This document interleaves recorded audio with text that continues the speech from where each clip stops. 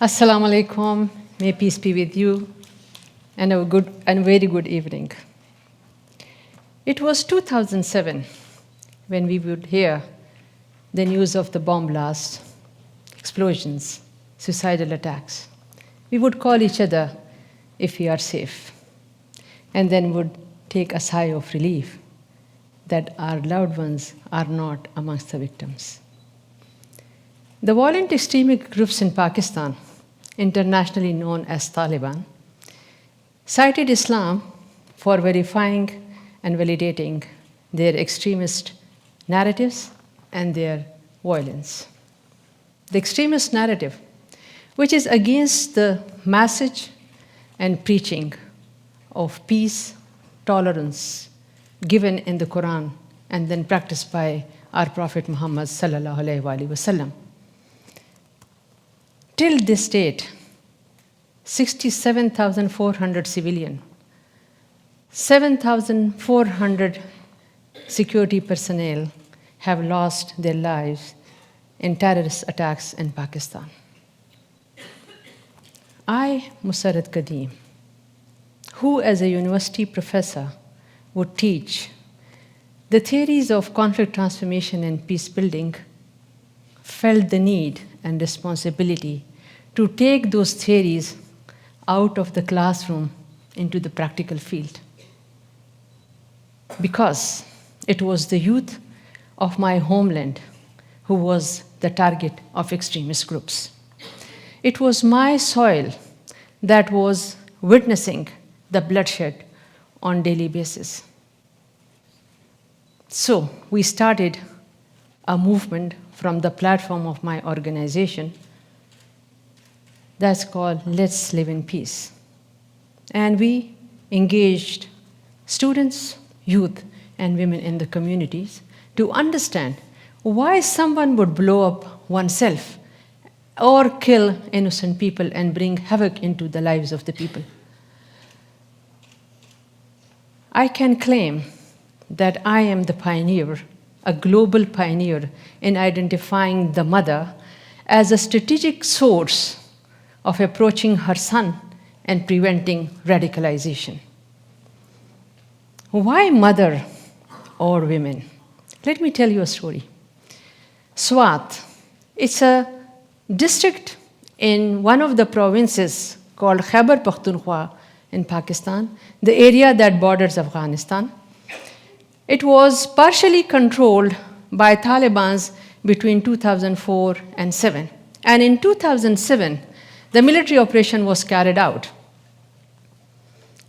We, my organization, Paman Trust, before, during, and after the military operation, we were working in those areas. And in one of my visits, I just went to the area. My colleagues told me not to go to that house because there are 4 eyes set on the entrance gate.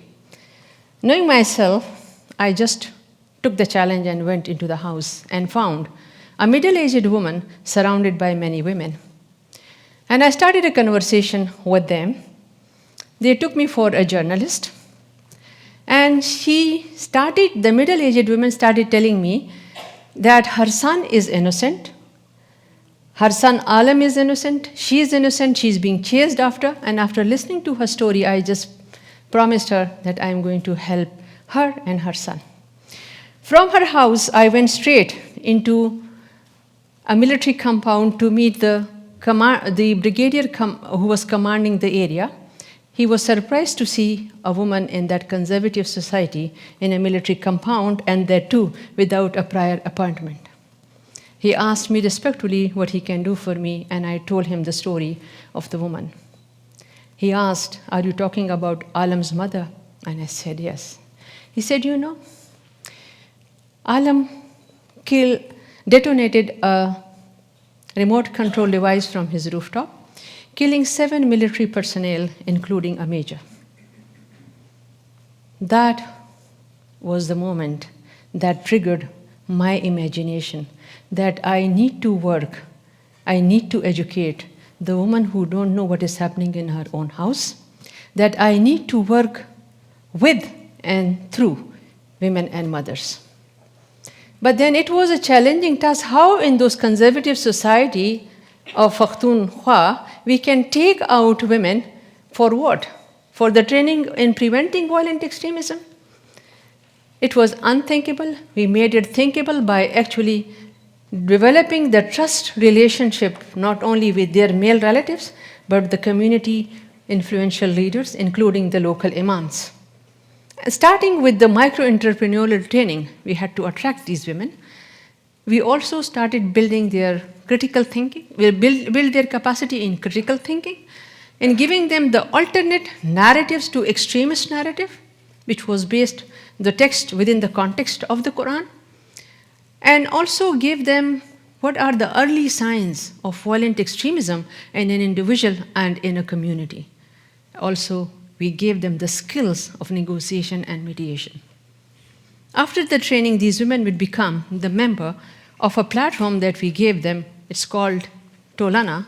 It's a peace structure within the community. Tolana is a Pashto word that means togetherness. We empower and engage women from all sections of the society, teachers, politicians, parliamentarians, journalists, and activists. Today, these women, these peacemakers, have become transformational leaders. They are not only preventing radicalization, negotiating with extremist groups, but also advocating for more inclusive security policies, structures. This we call our social innovation for building peaceful societies. While the government and politicians, they were still struggling to find out ways to prevent violent extremism and reach peace, I was already implementing a model of preventing violent extremism and de-radicalization. A model which received international recognition and applaud for its innovation, transformational impact, community ownership, and sustainability. Today, this model is being implemented in 6 different countries. I also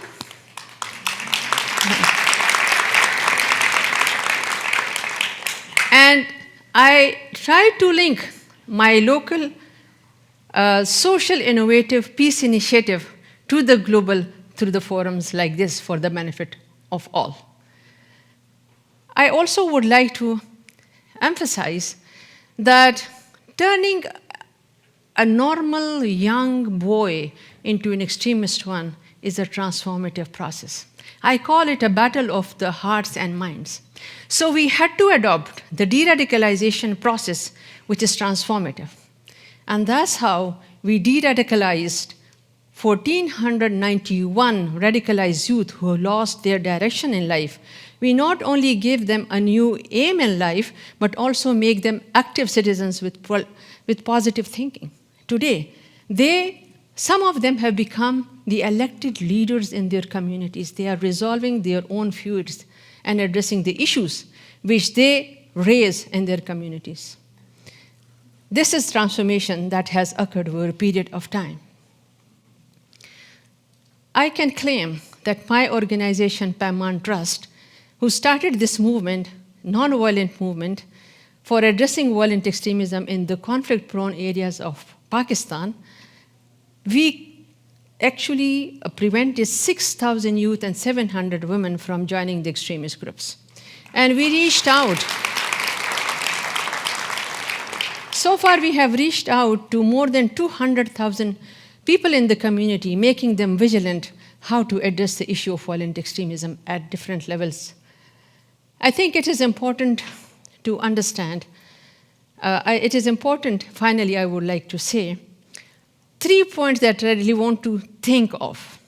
First, I really want to emphasize that the role of women in building peaceful community should not only be recognized, but supported at all levels. Because without the inclusion of women in the policy decision-making, in the peace processes and dialogue, peace remains abnormal the way it had been the case. Secondly, I would really like to, while standing here at the John B. Kroc Institute for Peace and Justice, I really want to highlight that the right wing extremist and xenophobic groups in Europe and the United States, the Hindus, Buddhists, Islamists, and Zionist extremist groups in other parts of the world work in a continuous and strategic manner to win the hearts and the minds of the youth and persuade them to achieve their goals through violence. We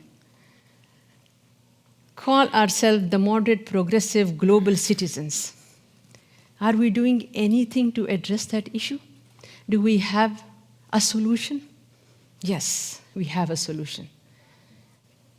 And the solution is to adopt preventive, long-term strategies in the form of institutionalizing inclusive peace education as a part of the education system, so that we give the skills of reason, logic, not only to the youth to counter those strategies, but also to become the people who could value pluralism, tolerance, and definitely become the best citizens of the world.